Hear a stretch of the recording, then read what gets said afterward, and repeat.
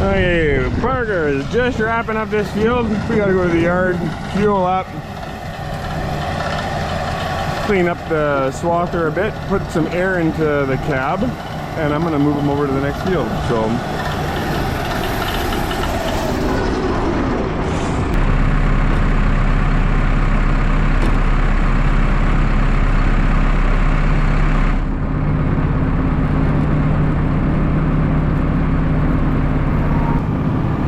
we just got a quick fuel up. We're gonna blow the dust off this thing. This field had a bit more rust on it. Sometimes that can mean a really good thing. The field looked really thick, so I guess we'll see. I'll lower the header for you.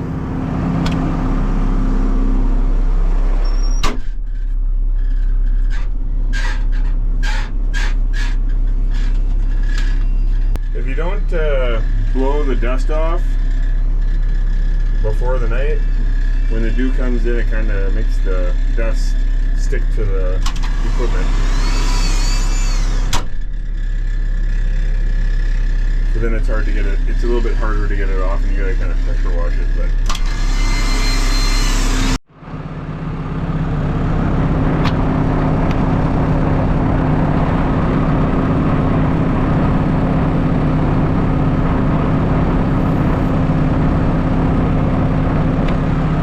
I can just take my Milwaukee Impact. And there's bags underneath there.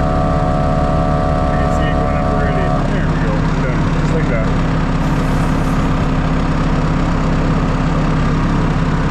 Okay, put this in the truck and you'll follow me to the field? Yeah. You know where we're going?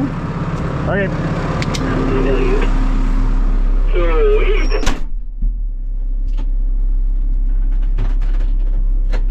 Okay, we'll see if that squeaking is gone. Copy.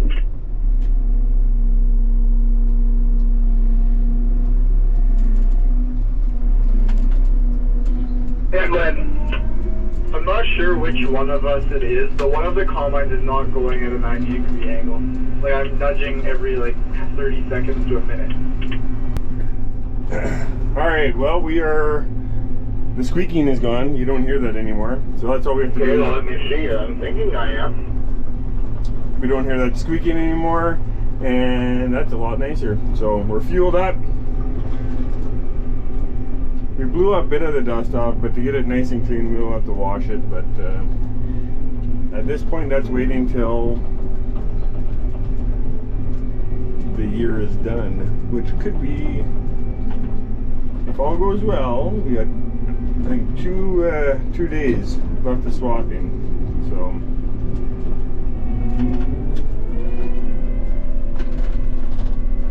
for anybody who has not driven a swather before, driving a swather the steering is extremely sensitive. You can turn on a dime. You can turn without moving the joystick. It's very sensitive. So not letting. One day we'll get Parker driving down the road, but for right now it's just a little safer if I do it. So we've got a 30-acre triangle right here by Daryl's yard that we've got to do, and then we've got a 240-acre field of oats a couple miles away, and then that's it. So we've moved combines up north, and we are started on the next field here. This field is land closer to my place, so we had about a 8 or 9 mile jaunt this morning with the combines. Not a big deal, but it's done. And we're having at her here, so see how this goes.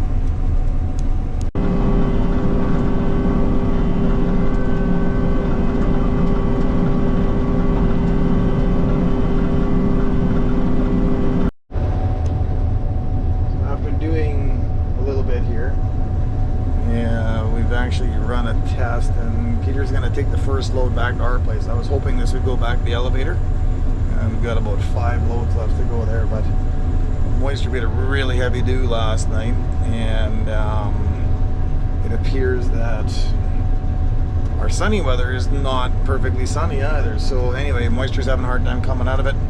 We're sitting about 16.5%. So we're gonna take the first load away just to verify moisture, and we're gonna put it in the bin that's already got some damp wheat in it, and we're gonna carry on. So see how this all transpires, but nice if the sun would come out. There's a bit of a breeze, but nice if the sun would come out and help us dry this stuff out. But as of right now, it's not looking like very hopeful that that's gonna happen. So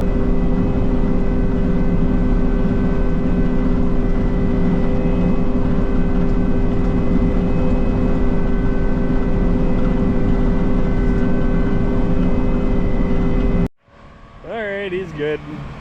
I did the opening loop. That makes me still feel important. Pretty sure he can do that on his own, but well, yeah.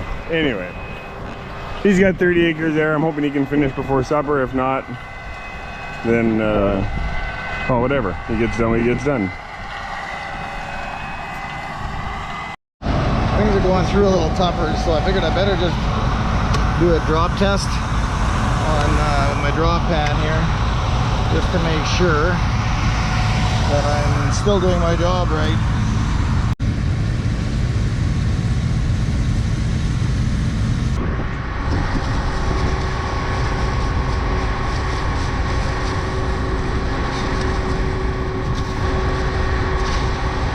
I'm definitely seeing kernels in there. That's not a good thing. Really hard to tell. Total there in weight is like 5 grams, which would equate to, if it was all wheat, would equate to way too much. Like, I think it's like 3 bushels or something, so that's too much. But there's a bunch of weed seeds in there too, so, but I do have to fine tune this. I gotta figure out whether it's going on my rotor or on my shoe. Okay, I made a slight adjustment on my concave, tighten things up a little bit.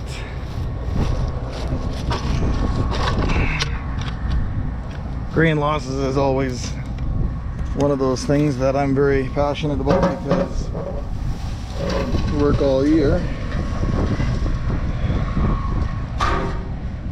and got everything in there. Work all year to get the best crop, and if you don't spend the extra 5 minutes setting your machine, it's kind of dissolved for naught and a waste.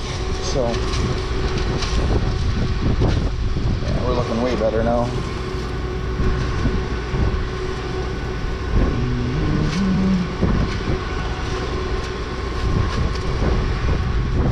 Okay. 1.4 grams. I'm going to go into my little calculator here. This is what we did. Whew. Steering is kind of important here still too, because we're doing headlands. So calculate. Okay, total is 0.8 bushel an acre, so that's much better.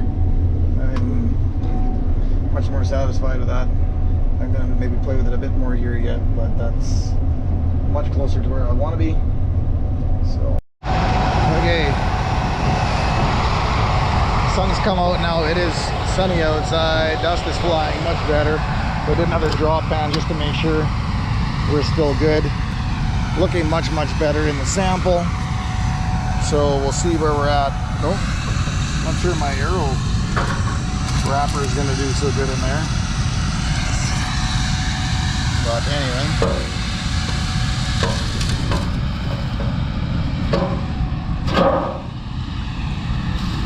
yeah, even the chaff is coming out easier now.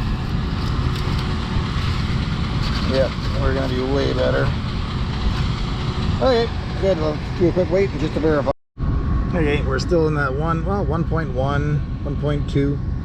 So we got a few more cracks in here. So it's probably because she's getting drier.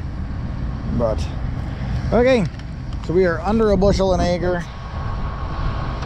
I'd like to say I could do better, but pretty sure I can. We'll see how it goes. Keep an eye on things. Okay, we did one more test. I actually dropped the pan in a slightly different spot. Went down the middle of the combine. thought that, hey, maybe I should. There is no guarantees that that it's throwing the same amount over everywhere. I'm kind of glad I did that because there's nothing here. It's starting to worry me a little bit that I wasn't able to get it dialed in. Okay, so supper has come and gone. We've all fed up, and the field we're combining here is a half section, but because of how it's yielding and the way it was seeded for multiple different reasons, we're actually just doing it on the half mile instead of the full mile. Trying to make Quinn's job easier. And are we just filling up the trucks and calling it good for tonight, or what? Hold on 1 second.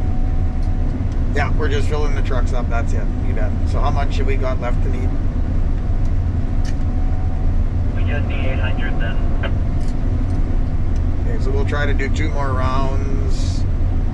In fact, I bet you if we do 1 more round, that fills the truck up. Because that'll pretty much fill that hopper bin then too, right? How many bushels would that give us total, Quinn? Right now we're at 88. It's just about 8,900. So that'll give us to 90. What do we say then? 700 roughly, right? Is what we're going to need to fill the trucks. Okay, no, that's fair enough. So, anyway, getting back to my story, we're doing these on a half mile. And prime example of the rains and different things. The South 80, which is the first one we were on, had more weeds and stuff on it. I can show you on the map how the field is. And if you look on it, the bottom part here is the red. Not that it's terrible, but as we're moving north, this is north of here, as we're moving north, it's getting more and more green. And so the yield is definitely getting better and better as we're moving north. So there's 2 things that happened on that South 80s. We got more undergrowth, which has caused a little bit more problems for combining. And I don't know, did it have a little less rain there, I think? There's all kinds of different things, but it's just interesting to see these lines because this whole half section's actually been treated exactly the same, and yet that South 80 all year has not looked as good. So it's been a real trick trying to set the combines on that field because of the green undergrowth of weeds and stuff. Driving myself crazy trying to get my losses down, but we got it. So and now that summertime's come, the humidity's down, we're in better crop. Now the combines, I look back on here now, my grain loss monitors are pretty much dead quiet. There's nothing on there. So I know now that we're well under half a bushel an acre, which is where I want to be normally. I was coming in at a bushel and more there at places, and that was driving me just a little squirrely, throwing money out the back end. So anyway, we've got everything figured out. It's the end of the day. Tomorrow's supposed to be warmer and breezier.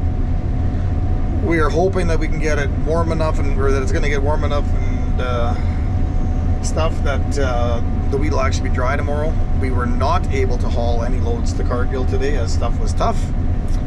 So we put it in aeration bins, but we wanted to keep going. We got too many cereals here to go to stop. So we kept at her. We're going, and that's going to be. I think we're on either our last or second last round of the day here. So we ended up doing another round, and I don't know if you can see it, but my moisture has dropped. We are now in that 13.5%. It's amazing how when we get into this second 80, how the yield's going up and the moisture is going down. So we did 1 more round. We're hoping that these last 2 truckloads actually can go to the elevator. We're going to find this out in the morning. Well, we're going to take them there in the morning. Hopefully they unload us. So, and then hopefully this is a sign that tomorrow is going to be a better day, less fighting and fighting with the elements and with wheat, and hopefully we can get more done. But again, we take it a day at a time, and that's that. But I've got half a round to go, and then we're calling it a day because the dust is hanging, which means the air is changing again. So that will be that.